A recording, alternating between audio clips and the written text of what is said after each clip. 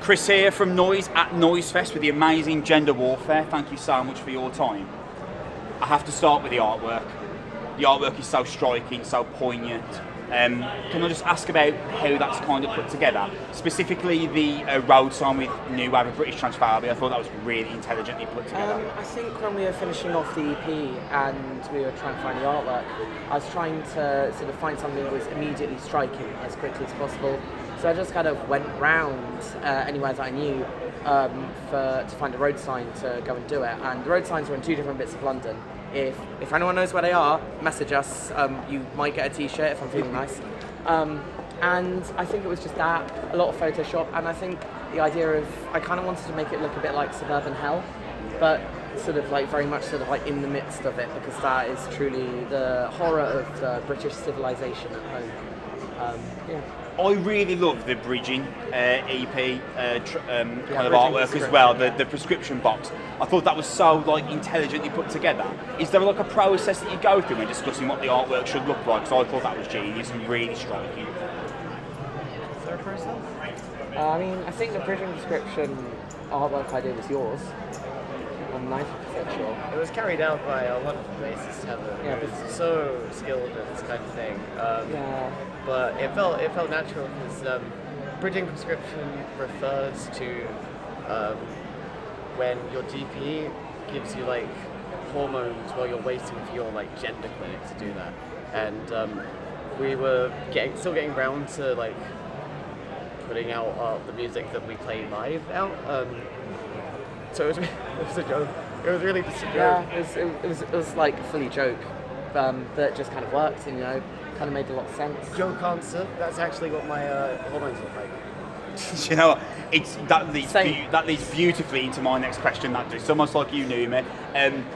The lyrics are so poignant, the message is so poignant and so strong, and yet there's almost like a layer of satire that sits underneath the band, and you don't seem to take yourself that seriously, which I find really interesting. Was that like something you discussed before the band came together, this idea of we're going to fight for something that really means something to us, we're also going to have fun while we do it? Is that something you discussed beforehand? I tend to be pretty serious with everything, just like production choices and everything. And I think I've said before, like, yeah, some of the kind of more like stock samples that are used in like lots of the breakdowns and donks, like, yeah, lots of other people use them, but it's less that like it's a joke, it's a funny, and I see like so much sort of like people use those sounds because they're jokes, they're funnies. I just really like sounds. They're good sounds. They're the sounds of what I heard when I'm going out, when I'm going to queer club nights. I mean, like, I got into donk through Planet Fun. Big up Planet Fun. Shout out Planet Fun. Shout out DJ Fingerblast. And yeah, I think like lots of it is more serious, and as much as like, we don't take ourselves too seriously on stage, and there's a few jokes and a few bits around. I think like, I don't know, I feel like we're pretty genuine. Yeah, in most things. Like, I think it's important to have fun because a lot of the audiences that we play for are trans people. Like, we're on a tour at the minute, and so many, like, most of these shows has been like loads and loads of trans people coming up to us and being like, "Oh, we really need this kind of deal." I think it's important to poke fun at like the establishment, but also it's important not to take yourself too seriously. Otherwise, it will really wear you down.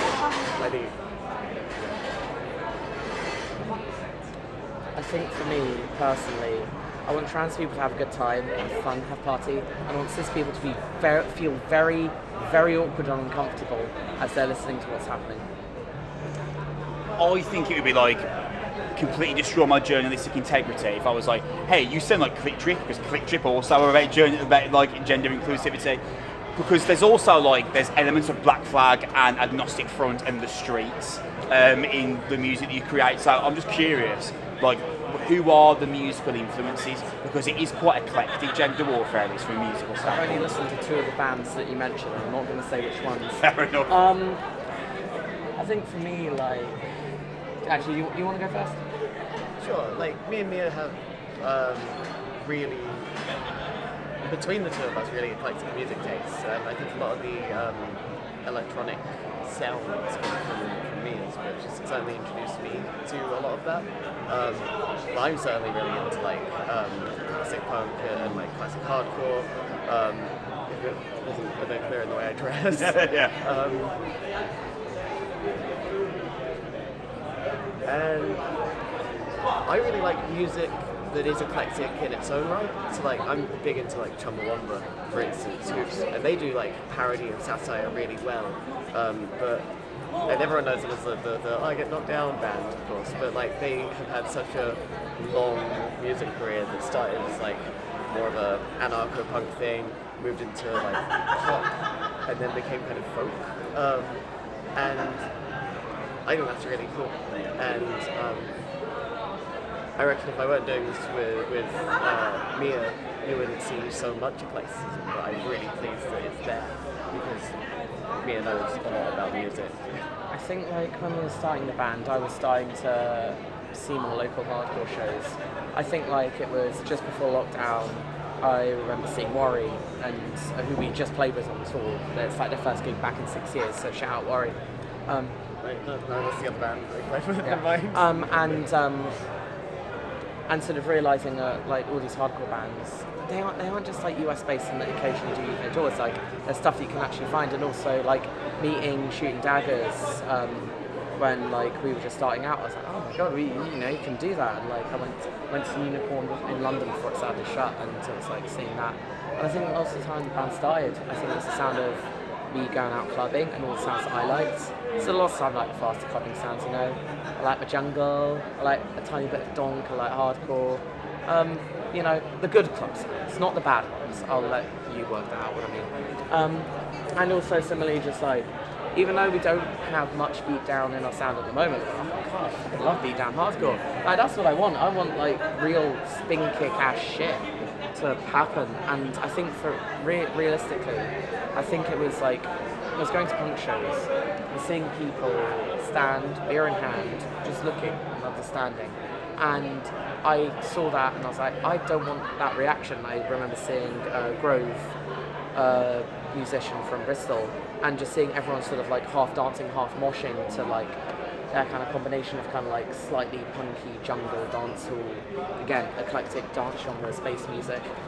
And that was kind of the reaction I wanted. And also similarly, I saw Big Lad at Portals Festival years ago, and everyone else was like, you know, pretty chill until they hit that live aim break, and then people were moving however long their beards were.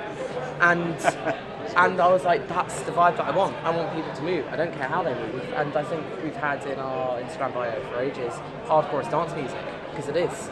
Whether it's like hardcore punk, hardcore dance, it's dance music. It's music to make you move. That's what I want. I want people to move. And that's it, however it is. Whether people are spin kicking, whether people are skanking, whether people are doing two steps, like just move. That's all that matters. Like, you know, like this isn't music to sit around and think too deeply about, you know? Like, I mean, like we do. We so fucking do. That's what we said. What do we do? Oh, we think about music way too much. Oh, we think about it too much. Yeah, way too much, but we think about it so they don't have to.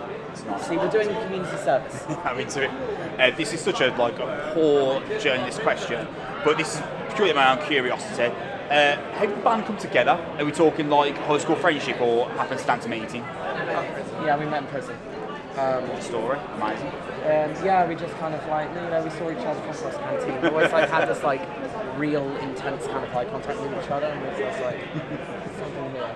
And eventually we started talking, and you know, got out, but we were like, hey, let's start a band together.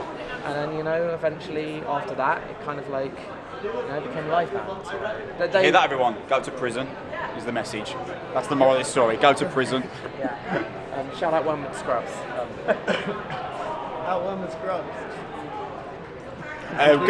We're going to close this off with the question I personally like. There are no limits on this. Resurrections allowed. We're at Noizzefest, so you're booking your own festival. Let's just pretend it's a sellout and 90,000 people are going to turn up no matter who you book. Resurrections allowed. 3 headliners. Start with yourself. Well, can you start? I can start. I got something lined up.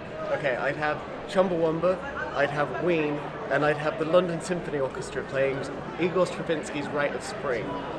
£3,000 a ticket, I reckon that would be. Yeah. And it would sell out 90,000. Kind of based. What do I have? 80s King Crimson. Nice. Because I wasn't expecting that one. Specifically 80s. Yeah, no, specifically 80s, because I know there's the Beat Tour at the moment. But I want Robert Fripp, full grumpy, sat off, in the shadows, just like doing his little Robert Fripp bits, because that's good. Daphne and Celeste. Nice. Wasn't expecting that one either. It's good. Like, honestly, like seeing the video of them getting gold at Reading was like a huge influence Yeah, it's awesome. in both my music and my performance style. Also, if you haven't listened to Daphne and Celeste's comeback album, I cannot recommend it enough. It's produced by Max Tundra, who is like hugely influential to like all the hyperpop sound, and it is incredible. And it has a Frank Zappa cover. You never would have expected that from Daphne and Celeste. So Daphne and Celeste. Oh yeah, they're playing London soon. I need to go see that. And